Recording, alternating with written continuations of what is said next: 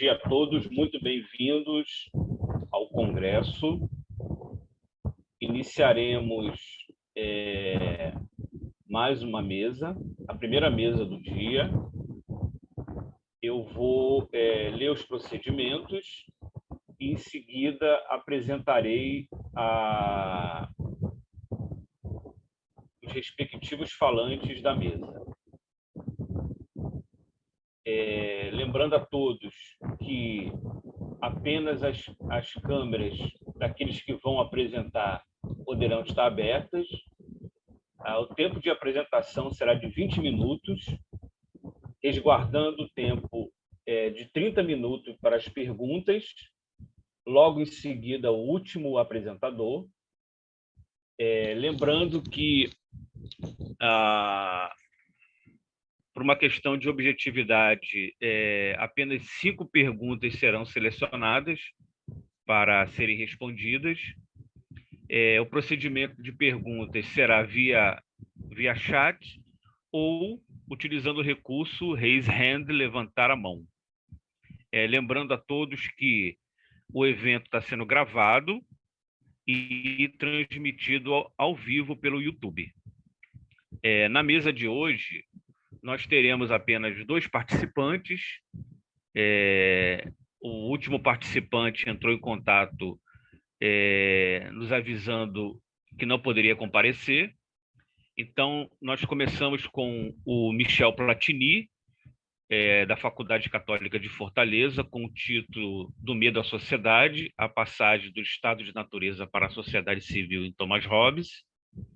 Em seguida, passaremos para Camila Moura, da Universidade Federal de Sergipe, com a apresentação Com Quantas Vidas se Faz um Estado? Um ensaio sobre o Estado hobbesiano. Então, por favor, Michel Platini, fique à vontade. Bom dia a todos. Todos me escutam bem? Sim, perfeitamente. Pronto, queridos.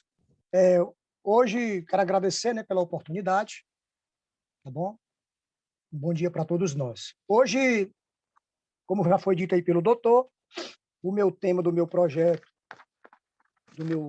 que eu escrevi, do meu artigo, é do medo à sociedade, a passagem do estado de natureza para a sociedade civil em Thomas Hobbes.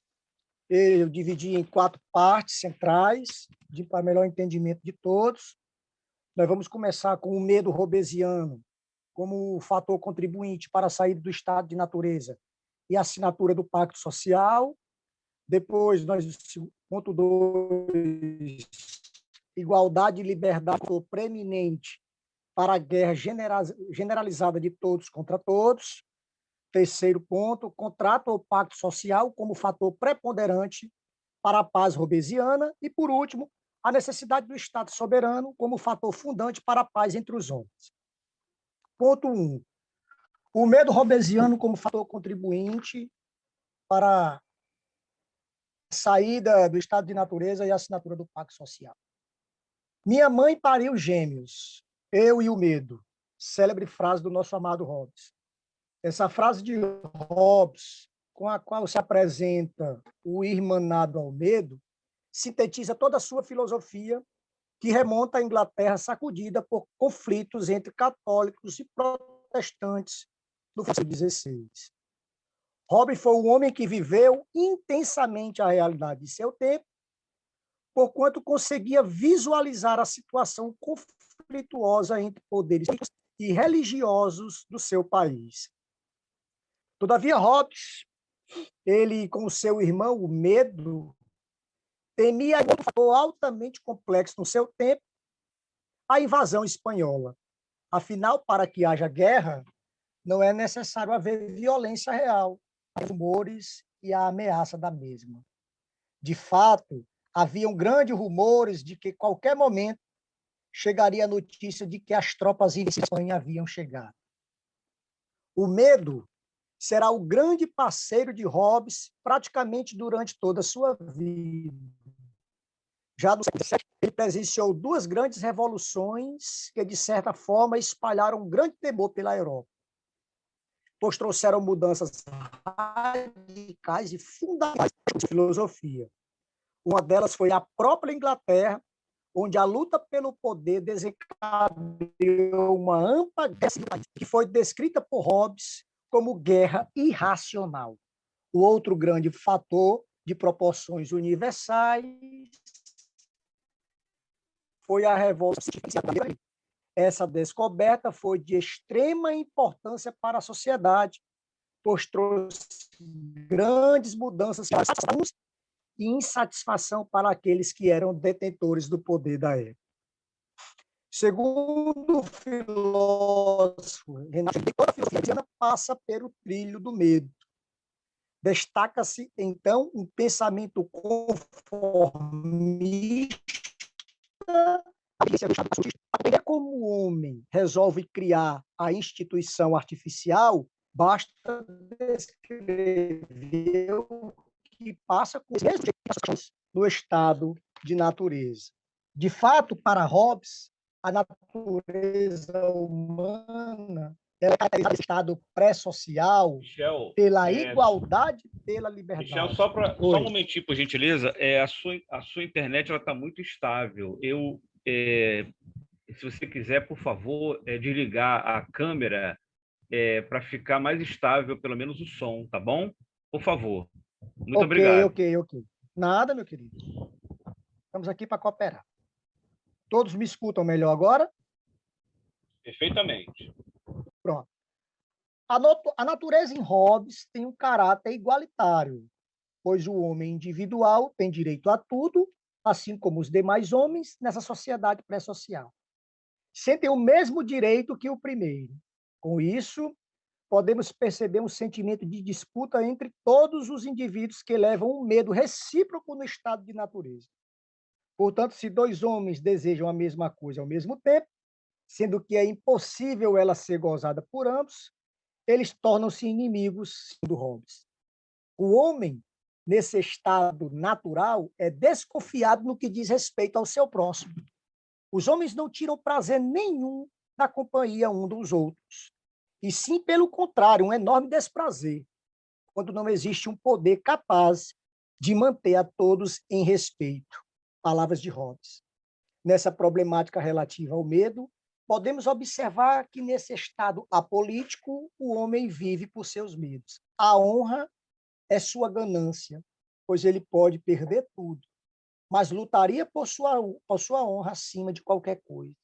Assim, o mais forte, para manter sua honra, lutaria contra o fraco em busca de mais domínios. O fraco, por sua vez, para recuperar sua dignidade, lutaria contra o forte, fomentando uma guerra contínua mantida pelo medo. Nesse contexto, para Hobbes, o indivíduo é um ser competitivo em busca de satisfação de seus interesses. Fato esse que o leva a dizer que o homem no estado de natureza tem direito a tudo que lhe apraz, mas, sobretudo, tem direito a tudo aquilo que julgar necessário para a conservação de sua vida. Entretanto, a igualdade humana tem dotes naturais, como a força do corpo e a sua rapidez mental. Por outro lado, a natureza humana sente falta de recursos e, com isso, busca naturalmente suprir suas necessidades, introduzindo uma competição entre os outros que também estão em escassez. Além disso, a característica da natureza humana é suportar a inferência das paixões, pois, na visão de Hobbes, o perfil mental do ser humano é, em grande parte, ou predominantemente egocêntrico. E continuando, passarmos para o tópico 2. Para Hobbes, de todas as paixões, certamente uma é mais relevante para o entendimento humano natural dentro deste estado pré-social, que é a vanglória. Há homens que buscam precedência e superioridade sobre seus companheiros, e com isso conduz inevitavelmente a um conflito. Neste contexto, o homem naturalmente procura ultrapassar seus semelhantes, porquanto não busca apenas a satisfação de suas necessidades naturais, mas, sobretudo, as alegrias que isso vem a proporcionar. Nesse estado, podemos ver o sujeito sempre buscando subjugar os outros, trazendo assim o entendimento hobbesiano de que o homem é o lobo do homem no contexto da guerra de todos contra todos. O medo é, portanto, que vai obrigar os sujeitos a fundarem o Estado social e a autoridade política. O ponto 2, nós iremos agora ver a igualdade e liberdade como fator preeminente para a guerra generalizada de todos contra todos. Os conceitos de igualdade e liberdade têm uma importância preponderante para entendermos o pensamento hobbesiano e, posteriormente, a formação do Estado soberano. A igualdade, como já vimos, é algo que leva à guerra de todos. O que Hobbes busca afirmar com essa perspectiva é que os homens ocupando o mesmo espaço e iguais em tudo, consequentemente, têm o direito a tudo que puderem conquistar com sua força ou malícia. Se dois homens podem querer a mesma coisa, logo todos vivem numa imensa competição. Essa igualdade, segundo Hobbes, possibilita uma guerra generalizada, pois não há como controlar o querer humano, principalmente quando eles são iguais em tudo. O Renato Bobbio chama essa igualdade de objetiva, ou seja, enquanto iguais por natureza, os homens são capazes de causar males um ao outro, e o maior do males, a morte. A igualdade, no pensamento hobbesiano, certamente tem um ponto a destacar. Os homens são iguais em sentido físico, mas não em inquirição social. E é por essa desigualdade social que surge a guerra entre todos. Assim, a igualdade em Hobbes não é somente em questões físicas, mas similarmente em questões de insegurança. A igualdade de insegurança é explicada apenas pelo recurso à igualdade física e a outras características da condição natural do homem, como a competitividade, a desconfiança e a aspiração pela glória. Ou seja, para Hobbes, a igualdade também se constitui em um viés de intranquilidade recíproca entre os homens. Nesse sentido, ser igual entende-se por duas formas em Hobbes.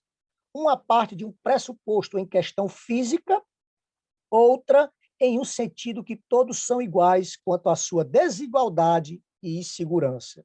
Com isso, ele tem como naturais a igualdade física e a igualdade da insegurança. O outro conceito de liberdade para Hobbes significa, nas palavras dele, significa a ausência de oposição, entendendo por oposição os entendimentos externos do movimento e ainda porque tudo que estiver amarrado ou envolvido de modo a não poder se mover-se, senão de um certo espaço, sendo esse espaço determinado pela oposição de algum corpo externo, dizemos que não tem liberdade de ir mais além. Porém, na perspectiva hobbesiana, existe ainda um resto de poder que o homem tem que utilizar para fazer o que quer. Esses impedimentos muitas vezes tiram parte do poder que cada um tem de fazer o que quer, mas não podem obstar a que se use o poder que lhe resta, conforme o seu julgamento e a razão que lhe ditarem. É importante destacar que para Hobbes a liberdade existe, mas não em sua acepção total, ou seja, o homem parece livre para caminhar em qualquer direção, mas não em todas, pois há conjunto de leis artificiais que estabelecem os limites para uma vida em sociedade. Assim sendo, todo homem tem o seu limite, ou seja, a liberdade também tem suas fronteiras. Sendo assim, Hobbes, no Leviatã, utiliza-se de uma doação humana em prol da felicidade de todos os homens. Que um homem concorde, os outros também o façam, e na medida em que tal considere necessário para a paz e para a defesa de si mesmo, em renunciar a seu direito a todas as coisas, contentando-se em relação aos outros homens, com a mesma liberdade que aos outros homens permitem a relação a si mesmo, palavras de Hobbes no Leviatã. E são exatamente esses limites que pedem a total liberdade do indivíduo e que vão garantir aos demais a não invasão de seus próprios limites. Assim, para Hobbes, a liberdade verdadeira se concentra nos ditames do Estado civil. Não essa liberdade insuficiente que impera no estado de natureza, uma vez que os homens não se respeitam, ou melhor, seguem apenas seus desejos particulares, independentemente do ônus que possa lhe causar o desejo alheio, pois para Hobbes, a guerra generalizada se dá a partir desse sentimento. Com efeito, o homem é livre quando está submetido ao Estado, ou seja, à lei, às leis. É por isso que, para o autor, a soberania não resiste nem na pessoa natural do monarca, nenhuma associação de pessoas naturais, mas na pessoa artificial do Estado. Autorizado pelos súditos, aqueles que conduzem essa pessoa artificial são os que detêm legitimamente o poder soberano, isto é, são autoridades. É justamente aqui que está a liberdade de todos.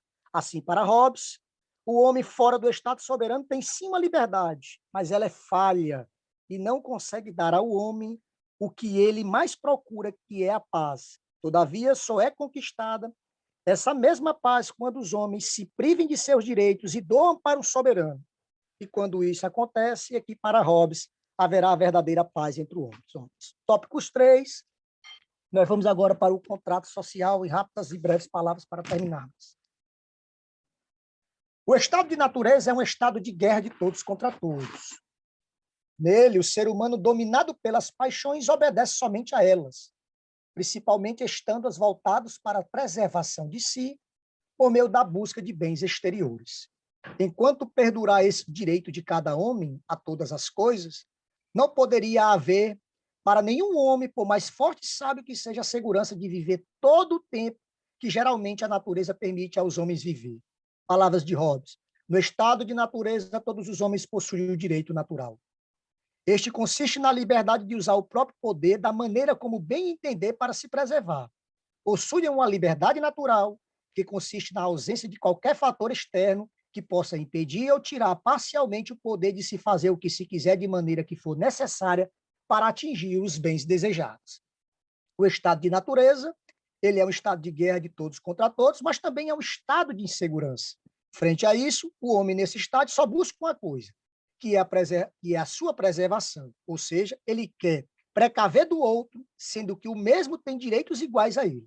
Sendo assim, o indivíduo vê no outro, o outro como um inimigo.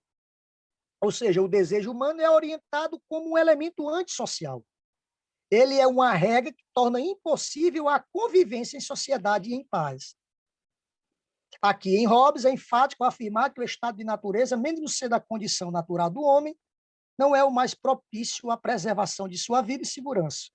Isso se dá porque ele é um estado em que não há justiça e, portanto, em que cada uma faz o necessário para se preservar. Sendo assim, a predominância do medo e da desconfiança, mesmo os homens não estando em conflito direto. Desse modo, só resta ao ser humano um caminho, o de adotar a busca da paz como guia, em contraposição à guerra. É por meio do laço entre a esperança e o medo, em prol de salvaguardar a vida. Opa! Desculpa interromper, 5 minutos, tá? Ok, ok, obrigado, doutor. Que aquele valor será protegido. Este deverá, todavia, ser um ideal compartilhado por todos e também por todos protegidos. Nós vamos agora para o último tópico, para a gente terminarmos, que é a necessidade do Estado soberano como fator fundante para a paz dos homens. O poder é a solução para Hobbes. O poder absoluto é a solução para Hobbes. Apesar de absoluto, sua função principal é cuidar do súdito e, consequentemente, isso se corroborar em um bem para ele também. A partir do direito à vida, se define o ofício do soberano, cuja racionalidade está em fornecer os melhores meios para um fim, viver, que precede a socialização. O soberano é o representante dos súditos, mas ele já age não somente por eles, mas também por eles ser o soberano. Com isso, ele não é uma esfera a mais na sociedade, mas o detentor de todo o poder. Ora, no estado de natureza, não havia leis que regulamentassem o convívio entre os homens. E não havendo leis que digam o que é certo e o que é errado, os indivíduos querem sair da insegurança, a fim de ter paz, mas dificilmente encontram os parâmetros necessários para tanto. Frente a isso, Hobbes afirma que a a própria razão oferece as leis da natureza, isto é, justiça, equidade, modéstia, mas os homens quase sempre as relegam em detrimento de suas paixões naturais. Assim, faz necessário a instituição de algo artificial, de um poder suficientemente grande, aportado com espada, com autoridade para obrigar os pactuantes a cumprir seus pactos. Esse poder é o Leviatã, o Estado civil. Vislumbra-se assim que o Estado é produto da razão humana. Os homens imersos no seu animalesco, no estado animalesco, apresentam o desejo de escapar da situação do terror pelo medo da morte violenta, e assim a razão mostra que existem paixões que desejam paz e segurança. Porém, como as leis são desgarradas, relegadas, normalmente se opta pelas paixões. E eu finalizo aqui a minha participação citando apenas... Vale ressaltar que o Estado, por meio de seu poder soberano, obriga o cumprimento das leis civis, que servem para controlar as ações dos homens, com o objetivo de segurar a paz e a segurança. Deste modo, para evitar que os homens voltem ao estado natural, é necessário um Estado civil com poder soberano capaz de obrigar os homens a cumprir seus pactos na forma da lei que previamente estabeleceu, punindo os súditos que tenham comportamento errôneo, mesmo que seja necessário o uso da espada, da coerção, do castigo ou da força. Muito obrigado, pessoal.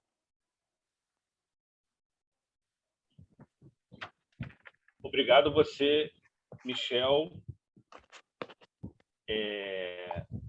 Passaremos para a segunda fala, que é da Camila Moura de Carvalho.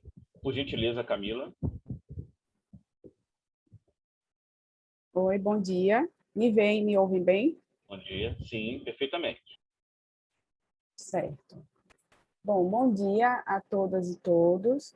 Meu nome é Camila Moura, eu sou estudante de Direito da Universidade Federal de Sergipe, e desde 2013, ainda no ensino médio, eu desenvolvo pesquisa na área de filosofia exatamente sobre Hobbes, sob a orientação do professor Dr. Saulo Henrique Souza Silva. Bom, passando para a apresentação do meu tema, Com Quantas Vidas se Faz um Estado, um ensaio sobre o Estado hobbesiano, no dicionário, ensaio aparece exatamente como um sinônimo de investigação, que, por sua vez, significa um ato de tentar descobrir algo com grande empenho e rigor, diz respeito a um estudo minucioso e geralmente longo, que tem por objetivo a aquisição de novos conhecimentos no campo científico. Precisamente, encara-se nesse trabalho que a investigação, e, portanto, o ensaio, se relaciona com um abandono de noções preconcebidas e, particularmente, na obra de Hobbes, isso significa compreendê-lo não como um autor genuinamente autoritário, egoísta, monarquista e justnaturalista, como veremos adiante. E por que isso não é ensinado, geralmente, na graduação? Via de regra, o primeiro contato tido com Hobbes é uma abordagem, como sempre, pessimista. E, nesse sentido, principalmente na graduação de Direito, nós temos esse hábito de apresentar um panorama histórico-filosófico que despreza as complexidades dos respectivos filósofos e suas teorias. Na verdade, e talvez a contragosto, Hobbes e o direito se aproximam, visto que o direito surge com a construção de uma autoridade política, e Hobbes foi um dos primeiros a construir uma teoria contratual de origem do Estado moderno. Nas palavras do próprio Zvi Zarka, isso se justifica porque a instauração do Estado é, ao mesmo tempo, a instauração do código jurídico que determina a regra do justo e do injusto, daquilo que se apresenta conforme o direito e contra o direito. Nesse sentido, uma parte do contextualismo histórico-linguístico de Quentin Skinner será adotado no sentido de que abordaremos as informações sobre Hobbes a partir do seu contexto histórico. E essa posição nos permite tratar os conceitos de Hobbes e suas respectivas mudanças, levando em conta os conflitos em que o filósofo estava inserido.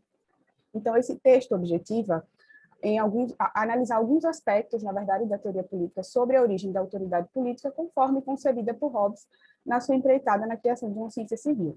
A filosofia civil hobbesiana é essencial para o entendimento da construção da realidade histórica e teórica do Estado moderno. Assim, busca-se compreender esse processo através da relação entre a autoridade política e a liberdade republicana, tendo em vista que, antes da instituição do Estado, dessa autoridade política, os homens viviam em um constante estado de guerra. Essa condição natural, caracterizada pela morte violenta, só poderia ser superada utilizando-se da razão. Desse modo, firmando um pacto entre si, os homens concedem parcelas de suas liberdades ao Estado e passa a existir não qualquer tipo de liberdade, mas uma liberdade republicana.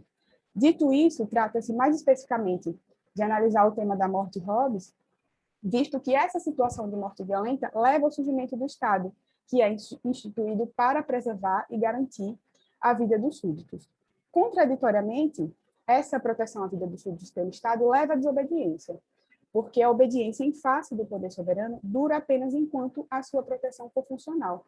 E a partir do estudo dessas ideias, essa investigação possui dois movimentos gerais. Inicialmente, situar de modo sucinto o modo antes e durante o surgimento da República, por meio da investigação acerca da primeira e da segunda parte de Leviatã, que tem o homem, o estado de natureza e a República, respectivamente, como objetos centrais, e em seguida discutir a questão da morte, esse risco de morte violenta existente no estado de natureza e o direito natural inalienável.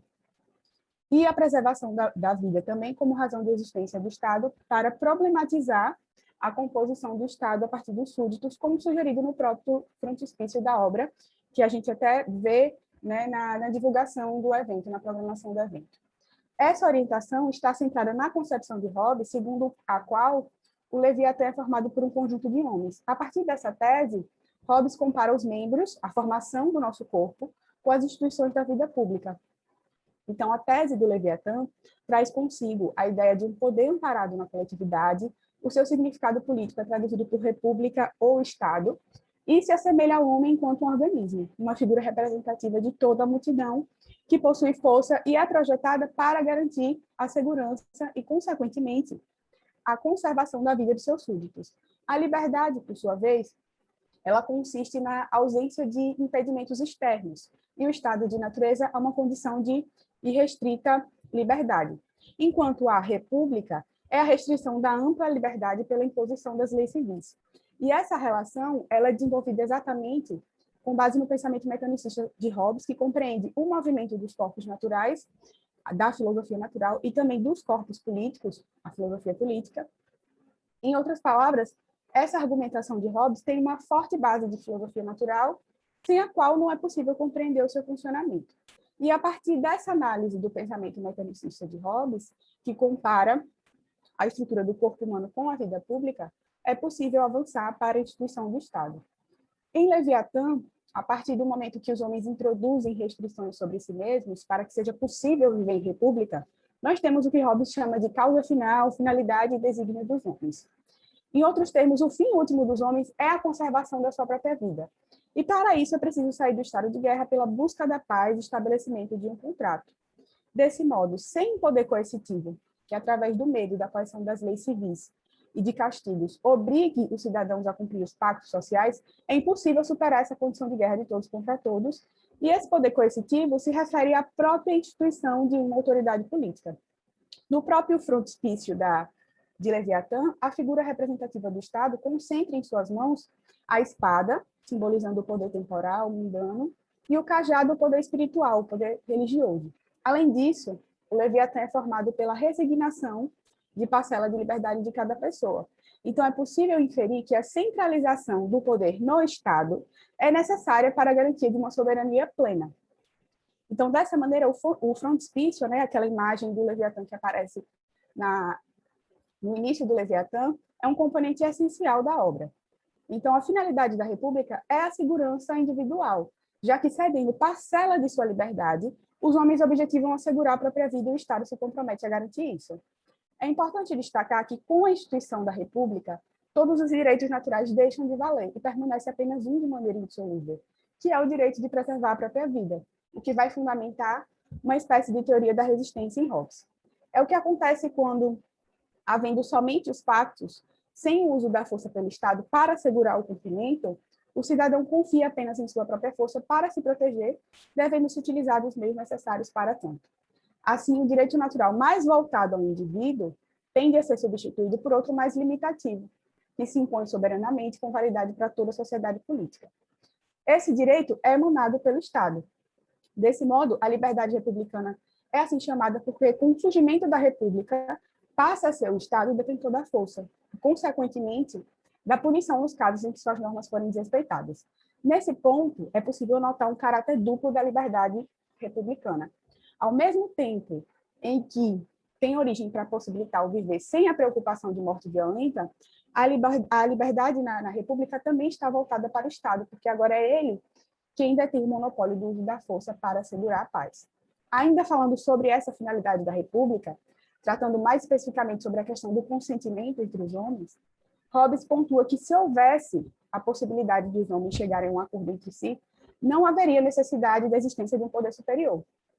Em dois conceitos de liberdade de Isaiah Berlin, é possível notar um aspecto que corrobora com esse argumento, porque, para ele, se os homens nunca discordassem, estudos como o de Hobbes nunca poderiam ter prosperado, já que, nas palavras de Isaiah Berlin, esses estudos nascem e prosperam na discórdia. Em outras palavras, a única maneira de constituir um poder comum é conferir toda a força e poder a um homem ou assembleia como representante dos próprios cidadãos. Estes devem se reconhecer como autores dos atos que o seu soberano praticar, ficando submetidos às vontades e decisões dele. A partir dessa transferência de direitos, o Estado instaurado é o civil, também chamado de República, Leviatã, Commonwealth ou Civitas em latim, pelo próprio Hobbes. É importante mencionar que todos esses termos designam e apontam para a finalidade do Estado. O termo república, do latim res publica, significa coisa pública, Commonwealth é a comunidade dos bens, civitas, em latim, se refere à união legal de um corpo de civis. Então, é possível observar que todos esses termos fazem referência à consecução de um interesse comum, coletivo, e não dos próprios interesses, ambições ou tendências dos governantes. Dessa maneira, a pessoa a quem foram confiados os direitos se torna digno do poder soberano e as demais pessoas lhe devem obediência e, por assim dizer, nas palavras de Hobbes, são seus súditos. É essencial destacar que o objetivo aqui é estudar o pensamento hobbesiano sob o viés considerado mais em comum, que é o de juspositivista, como o juízo de Léo Strauss, em Direito Natural e História. Isso porque, no direito, o termo justnaturalismo se refere ao direito natural, que é universal, imutável, inviolável, e no qual as leis são impostas a todos que estão em estado de natureza. Como veremos, né, como é possível observar, Hobbes organiza sua teoria em torno desse estado natural. Em decorrência disso, existe uma linha interpretativa que rejeita a compreensão de Hobbes como um teórico essencialmente juspositivista. E o juspositivismo de respeito ao pensamento de que direitos e justiça só existem através de normas positivadas, normas escritas e emanadas pelo Estado. Outro ponto que merece destaque é que justnaturalismo e juspositivismo não são antagônicos, até porque o direito positivo deve estar, em certa medida, adaptado aos princípios do direito natural. Apesar dessa disputa teórica existente em relação ao uso desses termos sobre a teoria de Hobbes, o que eu busco fazer é argumentar em favor do ponto de vista das implicações contemporâneas do pensamento de Hobbes, e não da sua contemporaneidade. Isso significa que não se trata de atualizar o pensamento do autor, mas de compreender como a sua filosofia influi no desenvolvimento da sociedade política. Diante de tantas críticas a essa abordagem, Quentin Skinner, em Razão e Retórica na Filosofia de Hobbes, salienta que não se trata de atualizar o pensamento do filósofo, nem de deixá-lo preso à sua época, mas situar a teoria e a prática hobbesianas da ciência civil no contexto intelectual em que ela foi formada, com o objetivo de extrair o que pode ser aproveitado hoje da filosofia de Hobbes. Na teoria hobbesiana, a necessidade de segurança e preservação da vida é um dos elementos que leva ao surgimento do Estado, porque os homens tinham medo da morte violenta sempre possível no estado de natureza. Então, além de instaurar a propriedade e outras garantias civis, a proteção da vida é uma das razões de existência do Estado.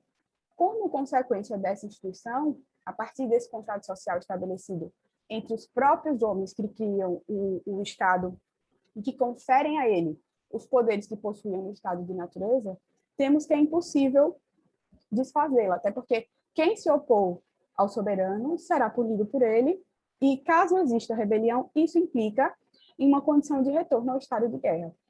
Dessa maneira, ao ter sua liberdade limitada, a partir do momento em que é concedida ao Estado parcelas dessa liberdade, todos passam automaticamente a autorizar as decisões do soberano. E por isso há que se falar em uma autoridade política instaurada.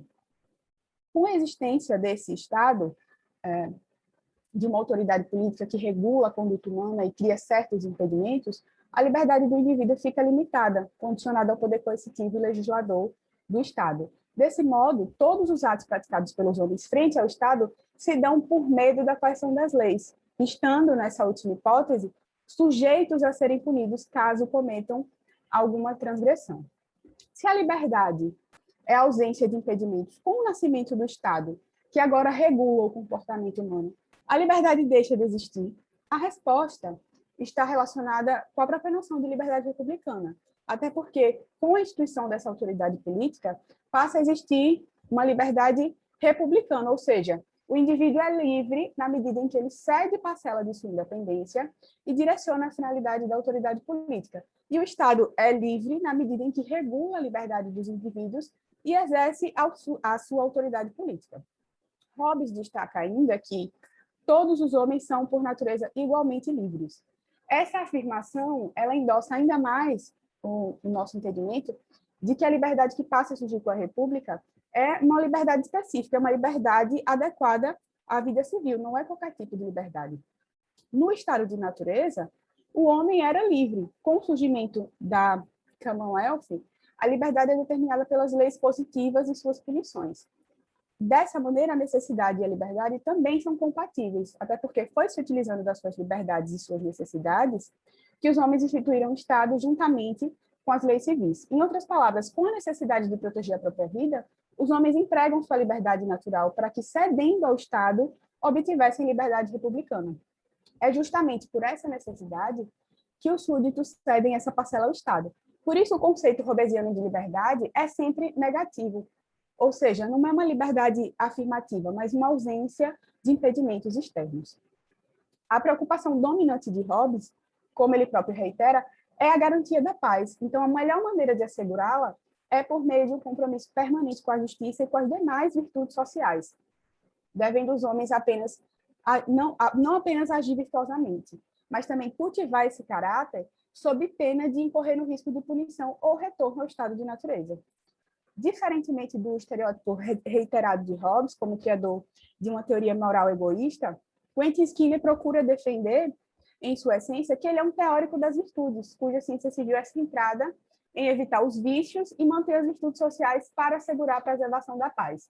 Isso explica porque ele pensa na filosofia moral como a ciência da virtude e do vício, e mais especificamente, como a ciência do que é bom e do que é mal na conversação e na sociedade humana. Como explicitado, a preservação da vida aparece como essencial na teoria do filósofo, sendo incorporada a partir de dois elementos primordiais para assegurar a soberania estatal, quais sejam a liberdade republicana e a autoridade política.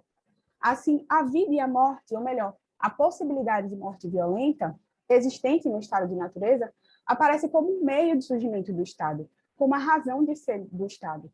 Isso nos permite constatar que, conforme a perspectiva humanista e contextualista adotada nesse ensaio, nesta investigação, podemos observar que mesmo Camila, no contexto...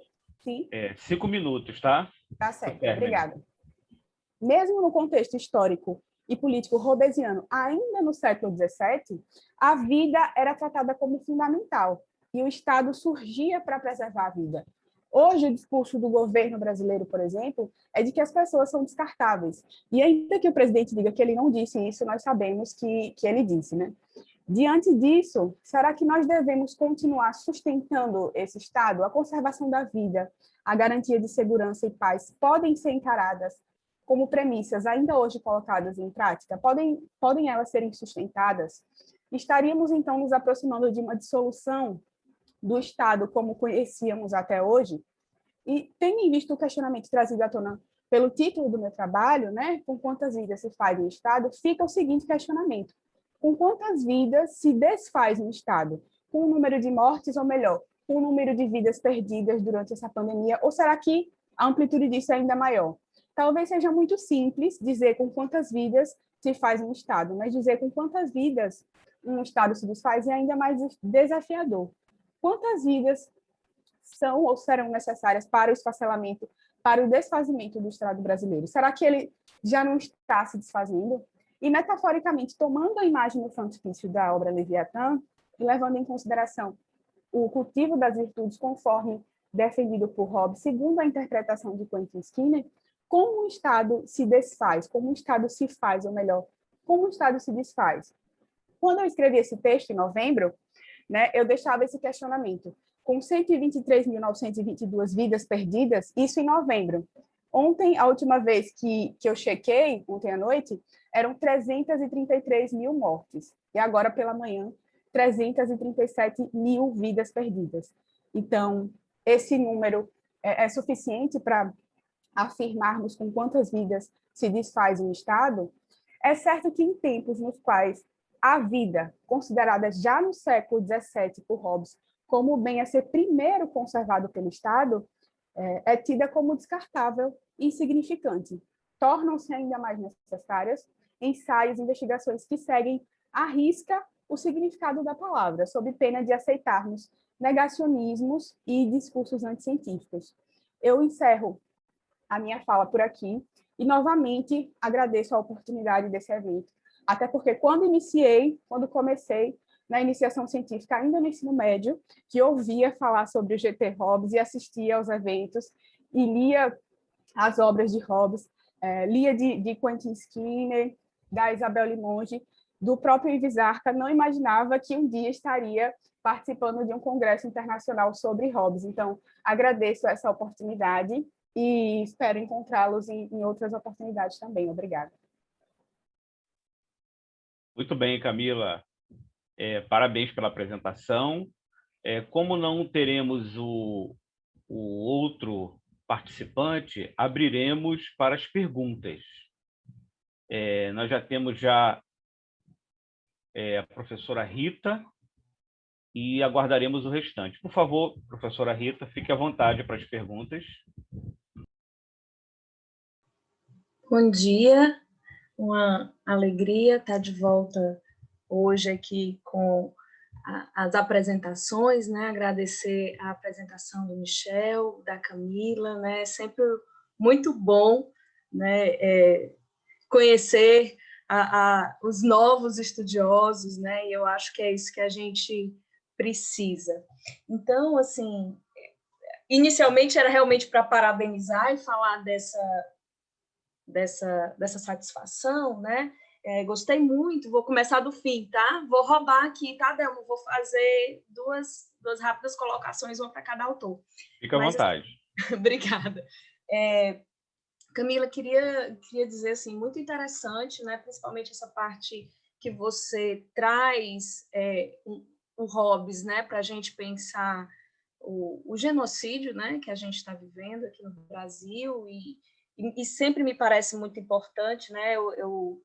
O tema, vamos dizer assim, do meu maior estudo, né, em Hobbes é sobre a desobediência legítima, e eu acho que tem tudo a ver com o que você pergunta ao final, né, e em que medida talvez a gente precise pesar, né? Me parece aí que quando você fala da liberdade, aí talvez eu não tenha necessariamente uma pergunta para ti, né, mas uma provocação para todos nós de que, mesmo em Hobbes, onde não há legitimidade no sentido do direito, isso não quer dizer que os fatos, né, não vão tornar efetivas certas desobediências, né, porque isso é realmente uma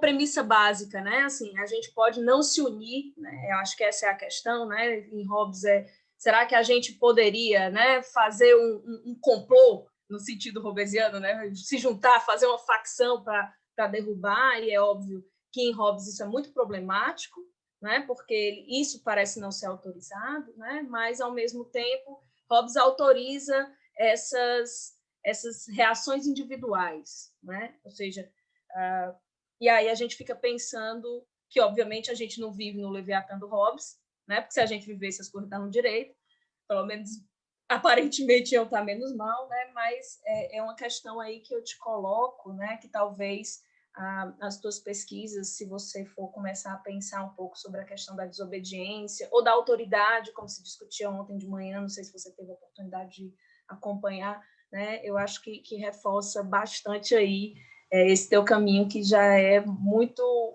muito bem trilhado de começo, né? Então, te parabenizar e, obviamente, deixar em aberto se você quiser comentar. O Michel também, né? Queria parabenizar pela apresentação. E, Michel, eu fiquei com duas questões, assim, né? A primeira que eu acho que é mais da forma como você colocou, e aí a minha sugestão seria... Não sei se é de você repensar ou de você me esclarecer o que é que você pensou, né? Em algum momento você parece ter apontado, se eu entendi bem, que os desejos nos encaminham, né, para as questões antissociais, para sermos antissociais. Mas, ao mesmo tempo, né, e pouco depois você mesmo traz a dimensão da esperança. E aí eu fico me perguntando, a esperança não faz parte dessas paixões?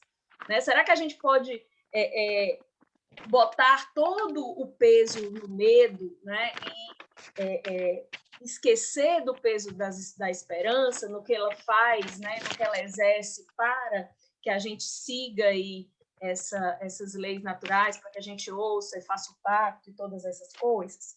Então, essa é a minha primeira questão. E a segunda é porque você falou, se eu entendi bem, mais de uma vez, em igualdade física.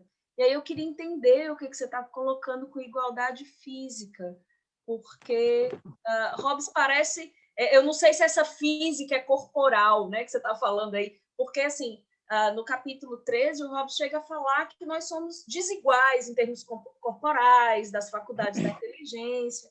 Então, eu queria entender mais o que você está chamando de igualdade física. De todo jeito, obrigada, e desculpem o alongado da resposta, da pergunta. Nada, doutora. Muito obrigado pela pergunta da senhora. É até uma satisfação poder... Eu quero parabenizar, né, a Camila pela apresentação dela. Parabéns, Camila. Maravilhosa apresentação. Tá bom? Então, assim, doutora, a questão física, a segunda pergunta que a senhora falou, realmente não é essa questão corpórea, mas sim essa ideia central que o Hobbes trabalha de que nós somos iguais no estado de natureza. Então, essa é a primeira certa. A segunda questão, se a senhora puder, mais uma vez, me perguntar, eu até agradeço. Que fugiu um pouco da minha memória aqui.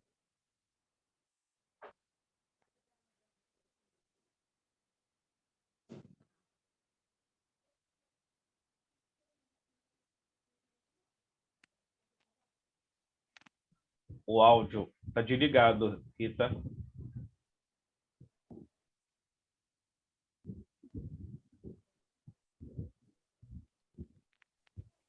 Agora Eu só sim. consigo... Não, é só porque estava desligado, Michel. Desculpe, doutor, é porque a minha internet está péssima hoje e está cortando direto. Não, se preocupe não, tranquilo demais, é assim mesmo. Não, eu só queria saber por que, né, se eu entendi bem, você coloca a questão do desejo como Sim. algo que nos coloca para uma antissociabilidade, né? Mas, no entanto, eu queria te perguntar, e a esperança, ela não seria um contraponto? Nesse sentido, a gente não poderia pensar a esperança, né? Pensar que essas paixões, elas têm essa variação também? Ok. O desejo são os desejos do estado de natureza. O homem no estado de natureza, os seus desejos são desejos antissociais. A esperança ela é o contraponto para o medo. E a esperança hobbesiana é justamente o pacto para desembarcar no Estado soberano. Então, a esperança parte disso.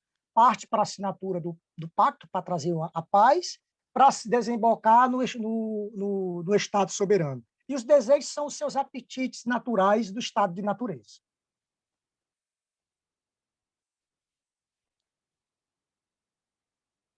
Obrigado, doutora. Deus abençoe.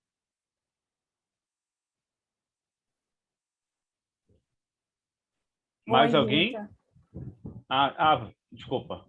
Fica à vontade, Camila. Tranquilo. Oi, Rita, obrigada pela sua pergunta. E, bom, eu estava exatamente pensando nisso ontem, quando eu estava lendo o meu texto, né?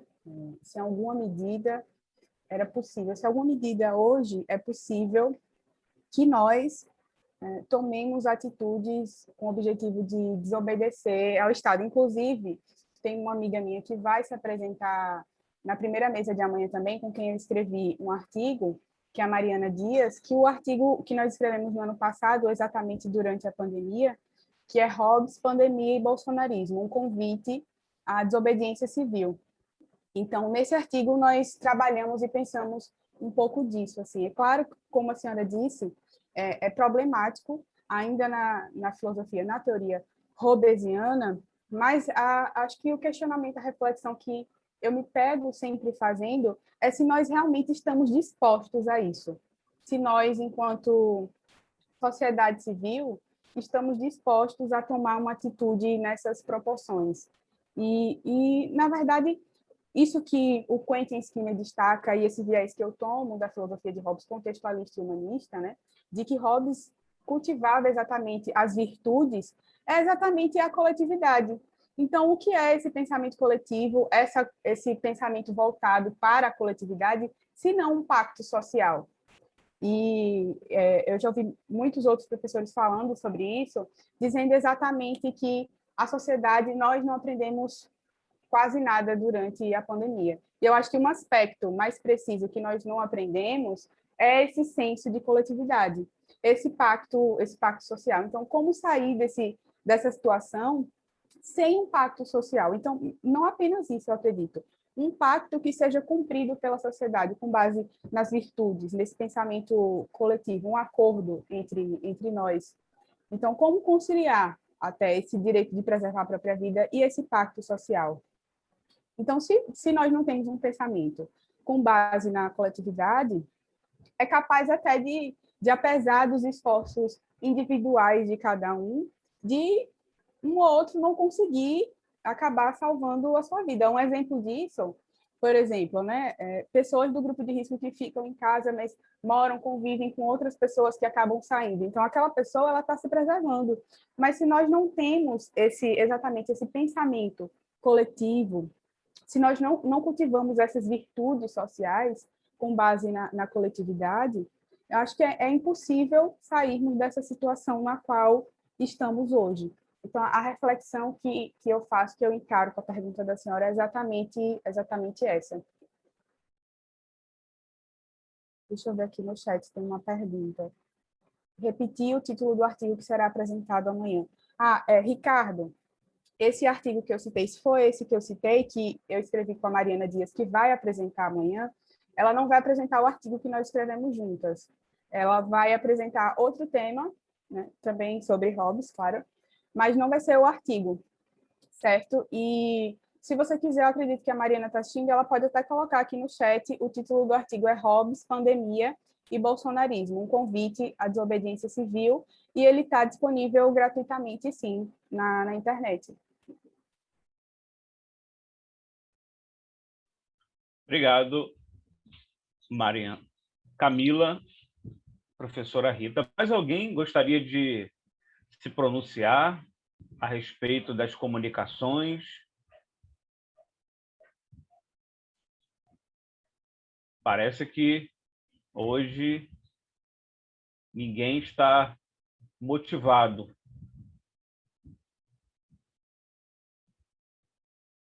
Mais alguém? Temos tempo ainda.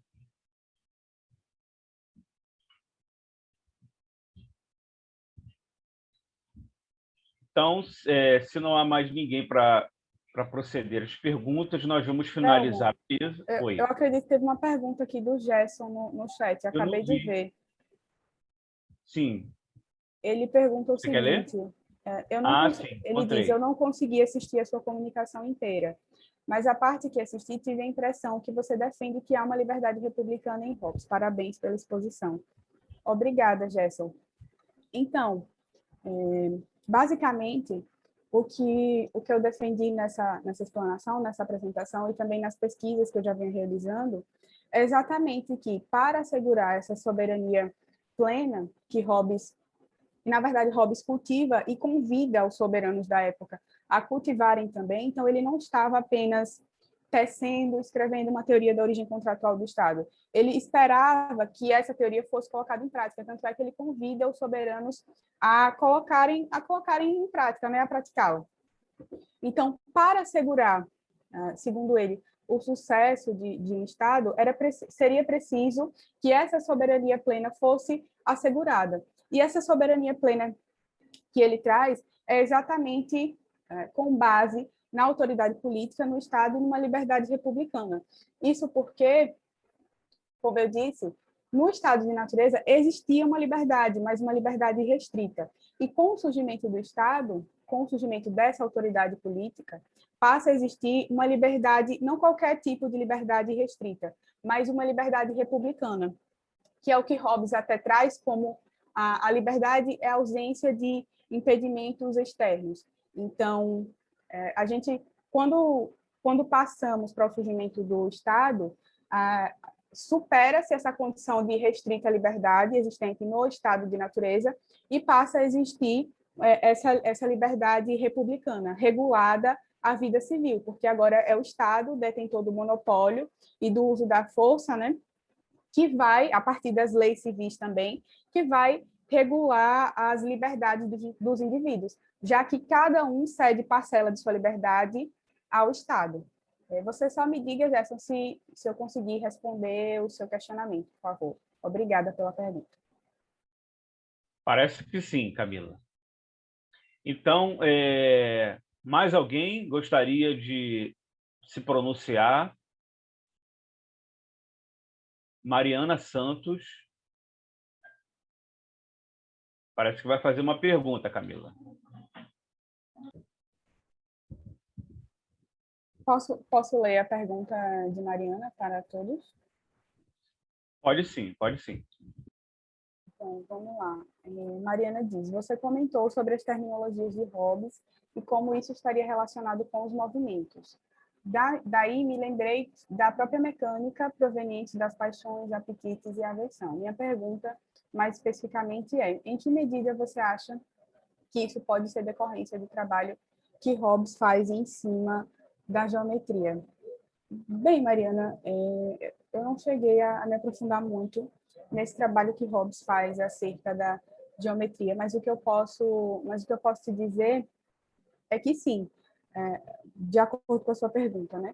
É que sim, essa questão das terminologias de Hobbes e que ele fala dos movimentos da paixão que você até trouxe aí na sua pergunta, eu acredito que isso tenha relação sim com o trabalho dele na geometria. Então, acredito que a filosofia natural, a própria filosofia natural dele, né, aliás, a filosofia política dele, desculpe, tem uma forte base de filosofia natural. Então, eu acredito que isso esteja, assim, muito interligado, como na obra do próprio Descartes.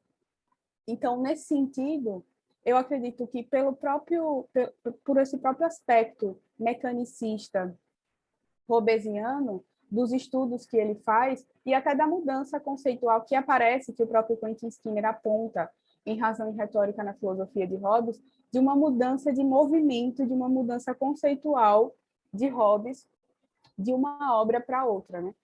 Skinner aponta exatamente essa mudança no pensamento hobbesiano, na ciência civil dele, a partir um pouco desse aspecto que você trouxe. Então, existe uma mudança de comportamento de Hobbes completamente diferente, inclusive oposta, do elemento da lei natural e política para o Leviatã e do cidadão, por exemplo. Eu não sei se eu respondi bem essa pergunta, mas, como eu disse, eu não cheguei a me aprofundar muito nessa questão do trabalho de Hobbes em cima da geometria, mas se você quiser falar a respeito, eu acredito que não tem problema, né? Vou ficar até, inclusive, agraciada. Obrigada. Bem, a Mariana disse que você respondeu, mas ela está sem áudio, infelizmente. Senão a gente poderia ver o posicionamento dela também, né? Mas se ninguém mais quer proceder uma pergunta, nós finalizaremos aqui, tá, Camila e Michel? E aguardaremos a próxima mesa às 10h15, tá certo? Então, gostaria de agradecer imensamente a participação da Camila e do Michel, com as suas excelentes contribuições ao Congresso, a participação também da professora Rita, Finalizaremos essa mesa e aguardaremos a próxima mesa, no qual também serei o mediador. Peço a todos que aguardem, então. Um abraço a todos e até breve. Até, obrigada a todos.